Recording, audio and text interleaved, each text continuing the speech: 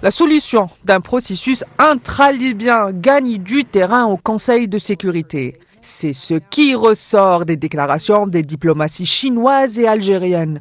Alger, Pékin, favorable à des relations internationales plus équitables et équilibrées, dénonce les ingérences étrangères en Libye, affirmant que ces dernières ont exacerbé les tensions et les divisions dans le pays.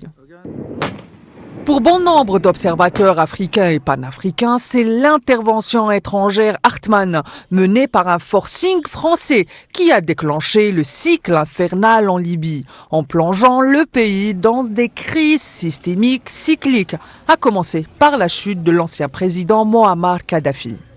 Ce n'est un secret pour personne. Les puissances, en particulier occidentales, ont fait de la déstabilisation du tiers-monde la clé de voûte pour leur politique étrangère, s'arrangeant pour tailler la géopolitique mondiale selon leurs intérêts. Cette géopolitique du sur-mesure qui a conduit, entre autres, à un conflit en Ukraine et à ce qui est communément appelé les printemps arabes pourrait une fois de plus peser. En effet, les tensions pourraient s'accentuer entre l'OTAN et les promoteurs d'un Sud global souverain en Libye qui deviendrait de ce fait un nouveau terrain fertile aux interventions étrangères au nid du voisinage.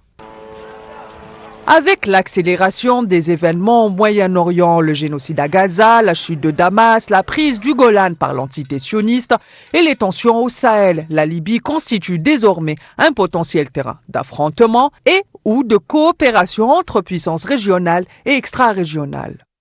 Bien conscient du danger et des enjeux sur la stabilité et la paix mondiale que représente la Libye, il semblerait qu'Alger et Pékin mettent leur diplomatie au service de ces objectifs, en usant des instances et du droit international, dernier rempart face à un conflit globalisé qui menace le monde.